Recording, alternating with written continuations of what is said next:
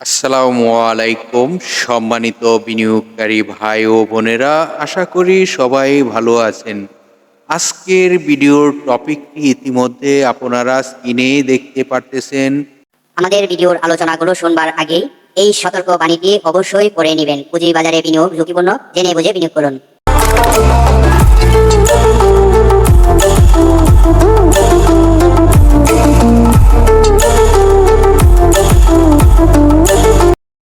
প্রিয় বিনিয়োগকারী ভাই ও বোনেরা, আপনারা আজকের যে টপিকটি দেখতে পেরেছেন, আইটি সেক্টরের লো পেড স্টকটি 30 কোটি টাকা পেড আপ ক্যাপিটাল করতেই হবে।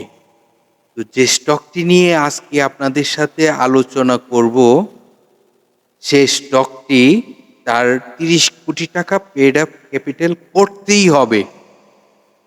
তো করতে হলে যে বিষয়গুলো আপনাদের জানতে হবে, সেই বিষয়গুলো কি? চলুন আমরা এখন স্টকটির আলোচনাটি মনোযোগ দিয়ে শুনবার চেষ্টা করি। কি সেই স্টকটি? লো পেড আইটি সেক্টরের মধ্যে লো পেড স্টক। এই স্টকটি 30 কোটি টাকা পেড আপ ক্যাপিটাল করতে হবে।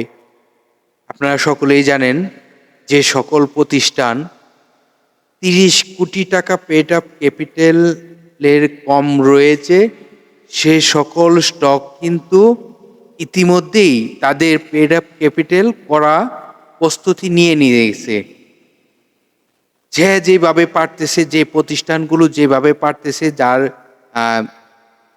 রিজার্ভে টাকা রয়েছে, তারা স্টক ডিভিডেন্ড দিয়ে করতেছে। যাদের স্টক রাইট ইস্যু করে তার পেড অফ ক্যাপিটাল বাড়ানোর ক্ষমতা রয়েছে, তারা মানে যেভাবে যারা করার প্রয়োজন সেভাবে কিন্তু 30 কোটি টাকা পেড অফ ক্যাপিটাল করা প্রস্তুতি শুরু হয়ে গেছে। ইতিমধ্যে আপনারা কিন্তু সকলেই দেখতে পারতেছেন। তো আজকে যে আপনাদেরকে একটি আইটি সেক্টরের মধ্যে স্বল্প মূলধনী কোম্পানি রয়েছে, সে স্টকটি কিন্তু আপনাদের খুবই পরিচিত। এই স্টকটি নিয়ে কিন্তু আপনাদের সাথে বেশ কয়েকবার আলোচনা করেছি। চলুন এই স্টকটি নিয়ে আপনাদের সাথে আজ রবিবার 25শে ফেব্রুয়ারি 2024 আলোচনাটি করতেছি।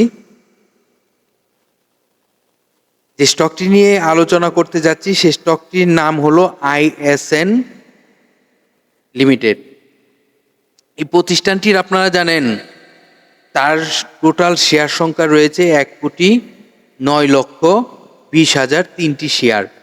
তাহলে তাকে সেই প্রতিষ্ঠানটি যদি তার 30 কোটি টাকা পেড আপ ক্যাপিটাল করতে হয়, তাহলে 3 কোটি শেয়ার সংখ্যা কিন্তু করতে হবে। 3 কোটি শেয়ার সংখ্যা করতে হলে বাকি আরো রয়েছে 1,90,79,997টি শেয়ার তার রাইট ইস্যু করতে হবে। রাইট ইস্যু করে যদি তার করতে হয়, তাহলে আমাদের কিন্তু বুঝতে হবে 200% তার রাইট, তার মানে 200% স্টক লাগবে। 200% স্টক লাগবে বলতে গেলে একটি স্টকের বিপরীতে 2টি স্টক রাইট দিয়ে তার পেড আপ ক্যাপিটাল কিন্তু বাড়াতে হবে। তো আপনারা বুঝতেই পারতেছেন এই স্টকটি কি হতে যাবে। আপনারা জানেন সকল কোম্পানির কিন্তু আইন কিন্তু একই রয়েছে, এই কোম্পানিটির আইনটিও কিন্তু তাই রয়েছে। এখন আপনাদেরকে প্র্যাকটিক্যালভাবে আপনাদেরকে দেখানোর চেষ্টা করি। দেখুন এই স্টকটির, এই যে আমি আপনাদেরকে বললাম 1,09,20,003টি শেয়ার, এই যে দেখুন আমি যে ডিএসসির ওয়েবসাইটে আসলাম, এসে কিন্তু তাদের ওয়েবসাইট থেকে কিন্তু আমি স্টকের সংখ্যাটি বাইর করলাম। এই যে দেখুন কোম্পানিটির নাম কি, এই যে কোম্পানিটির নাম আপনারা অবশ্যই দেখতে পারতেছেন, এই যে আইটি সেক্টরের। ঠিক আছে, এখন দেখুন স্টকটির, তাহলে এই যে আপনাদের তাদের যে বর্তমানে এই ধারণ ক্ষমতা রয়েছে ১,৯,২০,০০০ 3টি শেয়ার, তাদের আরও ১,৯৭,৭৯,৯৯৭টি শেয়ার বাড়াতে হবে। তাহলে শেয়ারটি বর্তমানে দেখতেছেন আপনারা প্রাইসও ৫০ টাকা প্লাস রয়েছে। স্বল্প মূলধনী একটি কোম্পানির ৫০ টাকা প্লাস শেয়ারটির প্রাইস রয়েছে বর্তমান বাজারে। তো এই শেয়ারটির ন্যাব কিন্তু ভালো নয়, ন্যাবটি কিছুটা দুর্বল। আয় কিন্তু এখন বাড়ার পথে চলছে। ফার্স্ট কোয়ার্টারে ৯ পয়সা আয় হয়েছে, সেকেন্ড কোয়ার্টারে ৯ পয়সা আয় হয়েছে। আবার আরেকটি দেখুন, এখানে আপনারা সকলেই জানেন প্রতিটি প্রতিষ্ঠানেরই কিন্তু কর্তৃপক্ষের একটি নির্ধারণ করা রয়েছে, ডাইরেক্টরের হাতে ৩০% শেয়ার সংখ্যা থাকতে হবে। এদিকে কিন্তু তাদের ৩০% শেয়ার সংখ্যাও কিন্তু নাই। না থাকার কারণে কিন্তু এই যে ৩০% ২১.48% আপনারা দেখতে পারতেছেন, ২১.৪৮% যে আপনারা দেখতে পারতেছেন, তাহলে এটি কিন্তু ৩০% করতে হবে। কোথায় থেকে করতে হবে? তাকে কিন্তু ডাইরেক্টর কিন্তু কিনতে হবে, ক্রয় কিন্তু করতে হবে পাবলিকের কাছ থেকে হলো।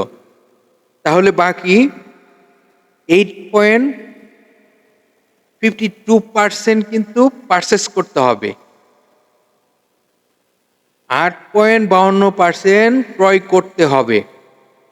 হয়তোবা ওই যে আপনাদেরকে বললাম যে সে যদি রাইট শেয়ার ছাড়ে, তখন কিন্তু ডাইরেক্টরও এটাতে অংশীদারিত্ব হতেও পারে।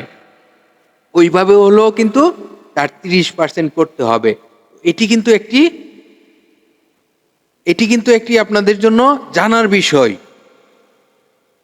ডাইরেক্টরও ক্রয় করতে হবে, এটি যেভাবেই হোক। রাইট শেয়ার যদি ছাড়ে, তাহলে রাইট শেয়ারের মাধ্যমে হলেও করতে হবে। যদি পাবলিকের কাছ থেকে ক্রয় করতে হয়, তাহলেও কিন্তু করতে হবে। তো আসুন আমরা আরেকটি বিষয় দেখি। এই যে আমরা অ্যানালাইসিস করে থাকি যে সফটওয়্যারের মাধ্যমে, এই যে আমরা কিছু আপনাদেরকে দৃশ্য দেখানোর চেষ্টা করতেছি। এই যে স্টকটি ডাউন টেনে আসার পর এই যে কারেকশন আপনারা দেখতেছেন, বারগুলো রেড কালার, কারেকশন বেশ কয়েকদিন যাবত হচ্ছে। এই যে কারেকশনের পরে এখন এই যে বারটি যে রেড কালার থেকে কিন্তু সে গোলাপি কালারের মতন হয়ে আসতেছে। তো এই যে কারেকশন শেষ হয়ে তার কালারটি চেঞ্জ হচ্ছে, তো এটি যখন ভালো হবে, তখন কিন্তু এই যে এই লেভেলটির উপরে কিন্তু তার গ্রিন কালার হবে। যখন সে আপ ট্রেন্ড কনফার্ম করবে, সে কিন্তু গ্রিন কালার দিয়ে তার আপ ট্রেন্ড কনফার্ম করবে। তো এখন যেহেতু রেড কালার থেকে গোলাপি কালার হচ্ছে, তার মানে স্টকটির কারেকশন শেষ করে সে ভালো হওয়ার পথে হাঁটা শুরু করতেছে। তো স্টকটি নিয়ে আমাদেরকে এখনই যদি এই স্টকটি নিয়ে আমাদের পরিকল্পনা থাকে যে স্টকটি আমরা বিনিয়োগ করব, তো রাইট টাইম ইজ এখন আমাদের জন্য রাইট টাইম। তো আমরা বলবো যে এই স্টকটি এখন আমরা বিনিয়োগ করতে পারবো, এবং এখন আমাদের বিনিয়োগ করার সঠিক একটি সময়। চলুন এই স্টকটি নিয়ে আরো বিস্তারিত কারোর সাথে আলোচনা করি। এই স্টকটির বিষয় আমাদের আরো কয়েকটি ভিডিও রয়েছে, জানার চেষ্টা করি আমাদের এই ইউটিউব চ্যানেলেই। জানি স্টকটির আরো বিস্তারিত আলোচনা। প্রয়োজনে ডিএসসির ওয়েবসাইটে তাদের নিজস্ব একটি পেজ রয়েছে, সেই পেজ থেকে কিন্তু আমরা অনেক কিছু জানতে পারি। তো তো জানার চেষ্টা করব, জানতে তো কোনো বাধা নেই। তবে এই স্টকটির কিন্তু লং টাইম এবং শর্ট টাইমের জন্য লোন রয়েছে, এটি কিন্তু আপনাদেরকে জানা থাকতে হবে। এই কোম্পানিটি কিন্তু বিভিন্ন প্রতিষ্ঠানকে তাদের যেহেতু ইন্টারনেট সার্ভিস নিয়ে ব্যবসা করে থাকে, তারা কিন্তু আরও অনেক সার্ভিস দিয়ে তাদের কিন্তু বিজনেস ডেভেলপ হচ্ছে ইদানিং। তো স্টকটি নিয়ে আপনারা এখন ভাবতে পারেন।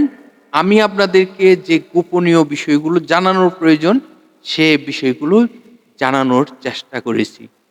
ধন্যবাদ সম্মানিত বিনিয়োগকারী ভাই বোনেরা।